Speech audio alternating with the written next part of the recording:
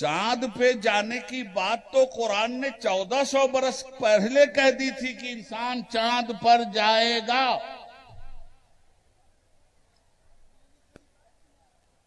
इंसान चांद पर जरूर जाएगा, ये बात तो कुरान ने कह दी थी। अब आपने तलाशी ही नहीं किया तो मैं क्या करूं? ये सूरह इंशिकाक की आयत है। क्या अल्लाह ने फरमाया? वल कमरे इज़्ज़त तसक, मैं कसम खाता हूं चांद की जब वो बदरे कामिल बन जाए। है ना? किसकी बात चली? चांद की। और इससे पहले वाली आयत में बात हो रही है रात की। पहले बात किया रात की, उसके बाद किया वल कमरे इज़्ज़त तसक, कसम खाता हूं चांद की जब वो पूरा दिखलाई दे। लतर कबुन्ना तबकन अन तबक, ये दूसरी आयत।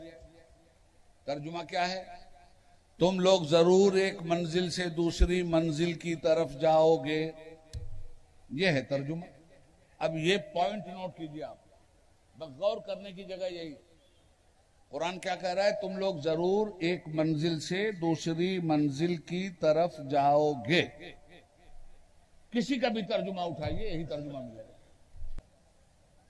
लतर कबुन्ना तबकन अन तबक, तुम जरूर जाओगे सवारी करते हुए।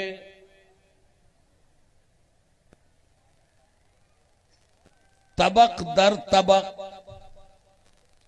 फिर तर्जुमा सुन लीजिए, तुम जरूर जाओगे सवारी करते हुए तबक दर तबक। हजरात, ये लतर कबुन्ना क्या है? हमको तो बहुत जमाना हुआ पढ़े हुए ग्रामर। ये लतर कबुन्ना ये बता रहा है कि इंसान चांद पे जाएगा सवारी करते हुए। लतर कबुन्ना रकबा यरकबो से मुश्तक है, जिसके अंदर सवार और सवारी दोनों छुपे हुए हैं। लतर कबुन्ना तबकन अन तबक, तुम जरूर जाओगे सवारी करते हुए एक तबक से दूसरे तबक पर। बात हो रही है तबक की। ये जमीन जो है ये अंग्रेजी में अर्थ कहलाती है। अंग्रेजी में इसको प्लैनेट कहते हैं, अरबी में इसको तबक कहते हैं। आसमान पे ये चांद भी एक तबक है, एक प्लैनेट है। कुरान कहता है तुम जरूर जाओगे सवारी करते हुए एक प्लैनेट से दूसरे प्लैनेट पर। अब बताओ मुझे, जिस प्लैनेट पे आप रहते हो इसका नाम क्या है? जमीन है। इसका जो पड़ोसी तबक है वो क्या है? चांद है। राइट? अब आइए आगे। जाओगे सवारी करते हुए रकबा यरकबों से मुश्तक। जाएंगे कैसे लोग, वो भी बताया है इस आयत में। देखो, ग्रामर का एक तरीका है। अंग्रेजी में वाहिद और जमा को क्या बोलते हैं? वाहिद को अंग्रेजी में बोलते हैं सिंगुलर। जब एक होता है तो अंग्रेजी का वर्ड है सिंगुलर, और जब दो हो गए तो जमा हो गया प्लूरल। अरबी में ऐसा नहीं। अरबी में एक को बोलते हैं वाहिद, दो को बोलते हैं तस्निया। तस्निया जब तीन इकट्ठा होता है तब जमा होता है, ये अरबी में है। अंग्रेजी में दो आए जमा हो गया, अरबी में तीन आए तब जमा होता है। लतर कबुन्ना, कुरान कहता है तुम जाओगे सवारी करते हुए, और वाहिद की शक्ल में नहीं जाओगे, तस्निया की शक्ल में भी नहीं जाओगे, तुम जाओगे जमा की शक्ल में। लतर कबुन्ना तबकन अन तबक, इसलिए कि लतर कबुन्ना न वाहिद का सेगा है न तस्निया का सेगा है, ये खुद जमा का सेगा है, जो जमा की बुनियाद पे बता रहा है कि जाने वाले तर कबुन्ना अन तबक की मंजिल में जमा के सेगे के साथ जाएंगे। कितने गए? तीन गए थे, जमा की शक्ल में गए थे। जरा आयत का कमाल तो देखो। तुम जरूर जाओगे सवारी करते हुए जमा की शक्ल में एक तबक से दूसरे तबक पर, फिर वहीं रुकना नहीं है। इसलिए कि तबकन अन तबक में ग्रामर के एतबार से और बात सुन लो, आयत खत्म हो गई, तबकन अन तबक, तो जहां आयत खत्म होती है वहां गोल निशान हो जाता है, मगर असल में आयत है क्या? तबकन अन तबकिन, गोल दायरा आ गया तो तबक आपने पढ़ लिया, मगर आयत क्या है? तबकन अन तबकिन, काफ के नीचे जेरे तनवीन है तबकिन। तो जब जेरे तनवीन आ जाए किसी के नीचे तो उमूम का फायदा देता है। इसका मतलब यह हुआ कि सिर्फ चांद तक जाके तुम रुकने वाले नहीं हो, सितारों से आगे जहां और भी हैं, अभी इसके इम्तिहान और भी हैं। तबकन अन तबकिन, जेरे तनवीन उमूम का फायदा देता है अरबी ग्रामर की तरफ से।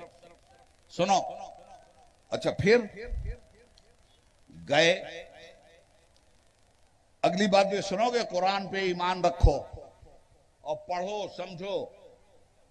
कुरान कहता है जाएंगे ये सवारी पर जाएंगे, रकबा यरकबो, जमा की सूरत में जाएंगे। चांद पे जो लोग गए वो जमा की शक्ल में गए। फिर अगली बात तो कसम खुदा की कमाल की है, कुरान कहता है जो लोग जाएंगे वो मुसलमान नहीं होंगे, जो जाएंगे वो मुसलमान नहीं होंगे। अगली आयत पढ़ो, फमा लहुम ला युमिनून, इतनी सच्ची पेशन गोई देखने के बाद तुम्हें क्या हो गया है कि तुम ईमान नहीं ला रहे हो। यह है कुरान और यह है तालीमात कुरान। मगर यहां नारा लगाने से फुर्सत नहीं, हू हल्ला करने से फुर्सत नहीं है। हमने तो समझा जाहिल लोग मर गए थे, अब जाहिल नहीं होंगे, पता चला नस्ल की नस्ल जाहिल जा रही है। हवा यही जो रहेगी तो ऐ नकीबे बहार, कहां से आएंगी रानाइयां चमन के लिए। गलत रवि से मनाजिल का बहुत बढ़ता है, मुसाफिर और रवि से कारवां बदल डालो। पढ़ाओ अपने बच्चों को, दीन से वाबिस्ता करो।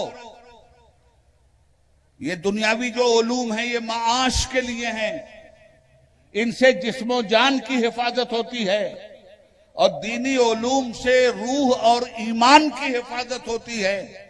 अल्लाह ने सिर्फ तुम्हें जिस्म नहीं दिया है, रूह भी तुम्हें अता फरमाया है। मादी ताकत के जरिए जिस्म की हिफाजत करो और रूहानी और दीनी उमूर के जरिए रूह की हिफाजत करो। परवरदिगार आलम तुम्हें दुनिया में भी सुरखरू रखेगा और आखिरत में भी। और अगर इल्म से आपने गफलत बरती और आपने अपने लड़कों को कंट्रोल नहीं किया और इसी तरह मोबाइल लेके नंगा नाच नाचते रहे और इसी तरह नात पढ़ने वालों के सामने रुपया फेंकते रहे, आप भी फेंक दिए जाएगा, पता भी नहीं चलेगा। जो इस स्टेज का वकार बर्बाद करते हो ना आप लोग, हमारी बातें बड़ी कड़वी लगती हैं मगर हम बोलेंगे इसलिए कि हमारे मुस्तफा की अजमत का स्टेज है।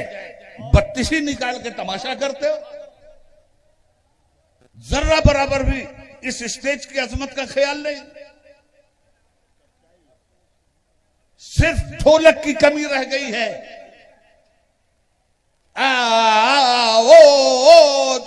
तो क्या ये रोने के लिए है स्टेज, ये अपने आमाल का हिसाब लेने के लिए है स्टेज, ये रसूलुल्लाह की सुन्नतों का चिराग जलाने के लिए है स्टेज, ये कुरान करीम पर अमल करने का मुतालबा करता है, उस पर अमल करने का है ये स्टेज।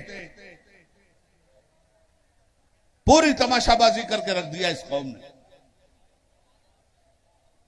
हजरत अदब का दामन थामिए। जिस तरह मदीनतुर रसूल में सरवर आलम के दरबारे मोहतरम में बाअदब रहना जरूरी है, उसी तरह रसूलुल्लाह के इस मिंबरे नूर पे भी बाअदब रहना जरूरी है। क्या समझ रखा है आपने?